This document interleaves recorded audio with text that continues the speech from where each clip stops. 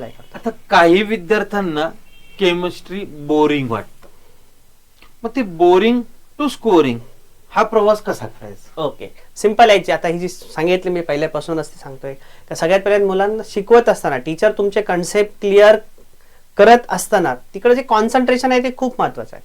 Most of the केसमध्ये आम्ही असं ऑब्झर्व केलं आहे की मुलं बसलेले आहेत पण बसताना फक्त फिजिकली बसतात, मेंटली ते कुठेतरी इकडे भरकटत असतात. मग अशा केसमध्ये शिकवताना त्यांची त्यावेळेस जर कन्सेप्ट क्लिअर झाले नाही, मग हळूहळू एखादा पार्ट जर आपल्याला समजतच नाही तरी आपण जबरदस्ती बसतोय, मग तो मात्र बोरिंग कॅटेगरीमध्ये निघून जातो.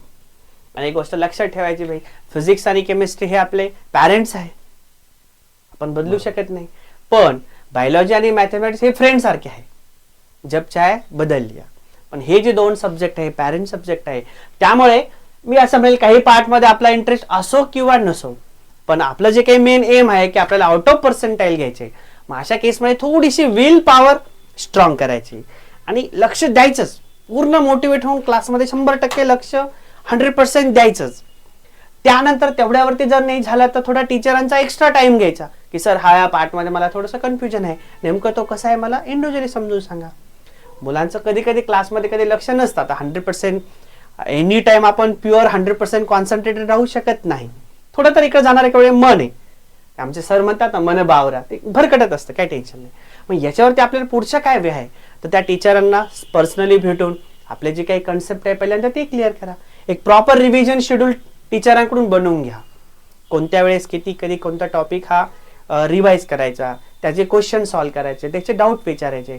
आणि एकदा कसं असतं, हे जे कन्सेप्टची एक जशी आपली साखळी असते अशी लिंकिंग असते. एकदा का एक कन्सेप्ट क्लिअर झाला का त्याच्या ऍप्लिकेशन बेस दुसरा कन्सेप्ट येतो, त्याच्या लिंक बेस तिसरा कन्सेप्ट येतो. आणि एकदा का एक कडे आपल्याला चांगली उमजली, हळूहळू सगळा कन्सेप्ट असा पूर्ण चॅप्टर आपला काय होऊन जातो, प्रिपेअर होऊन जातो. आणि मग ते एकदा का आपल्याला समजायला लागलं, त्याचा आपोआप इंटरेस्ट वाढतो. आणि हळूहळू ज्यावेळेस आपला त्या पार्टमध्ये इंटरेस्ट वाढला की स्कोरिंग सब्जेक्ट आपला जो काही केमिस्ट्री काही मुलांना जो बोरिंग वाटायचा तो आपोआप स्कोरिंगकडे काय होतो, शिफ्ट होतो.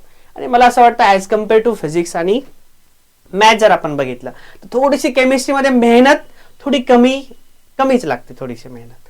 आणि ती प्रॉपर जर आपण मेहनत करून घेतली तर केमिस्ट्री हा 100% हा स्कोरिंग सब्जेक्टच आहे आणि तो आपण बनवतो. काही मुलांच्या डोक्यात काही मिसकन्सेप्शन असतील तर आमचे नंबर वगैरे तुम्हाला भेटतील, तर पर्सनली तुम्ही या, आम्ही काउन्सिलिंग करू. त्या मुलांच्या डोक्यात काही फोबिया असेल, डर असेल तो काढून टाकू आणि 100% त्याला जो सब्जेक्ट आहे त्याला इंटरेस्टिंग बनवून सांगू, ही आमची गॅरंटी. धन्यवाद सर. आजच्या या भागामध्ये आपण केमिस्ट्रीच्या सगळ्याच बाजूनी विचार केला. त्यात मार्क कसे मिळवायचे, अभ्यास कसा करायचा, टाइम टेबल कसा ठरवायचा, कोणते चॅप्टर कसे महत्त्वाचे आहेत, किंवा अजून पुढच्या भागामध्ये आपण सरांना एकदा बोलवणारच आहोत. तत्पूर्वी तुमच्या मनात जर काही प्रश्न असतील तर ती लिहून आम्हाला नक्कीच पाठवा. आमचे फोन नंबर खाली स्क्रीनवर तुम्हाला दिसतायत. तुम्ही प्रश्न पाठवले की आम्ही पुढच्या भागामध्ये तुमच्या प्रश्नांची उत्तरं नक्की देऊ. धन्यवाद. खूप खूप धन्यवाद.